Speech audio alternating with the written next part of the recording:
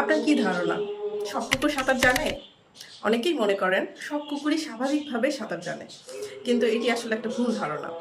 কিছু কুকুর সত্যিই ভালো সাঁতারু, যেমন ল্যাব্রাডর, গোল্ডেন রেট্রিভার, নিউ ফাউন্ডল্যান্ড, যাদের কুকুরগুলোর শরীরের গঠন এমন যে তারা খুব সহজেই সাঁতরাতে পারে। এদের লোম পানি প্রতিরোধী এবং পায়ের গঠন সাঁতারের জন্য উপযোগী। কিন্তু কিছু কিছু কুকুর আছে যাদের জন্য সাঁতারটা হতে পারে বিপজ্জনক, যেমন পাগ, বুলডগ, শিজু। এই সব জাতের প্রজাতির কুকুরগুলোর শরীর ভারী এবং মুখ চ্যাপ্টা থাকার কারণে এরা আসলে পানিতে ডুবে যায়।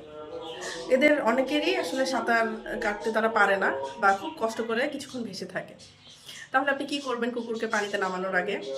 প্রথমবার যখন পানিতে নামাবেন তখন অবশ্যই লাইফ জ্যাকেট পরানো উচিত।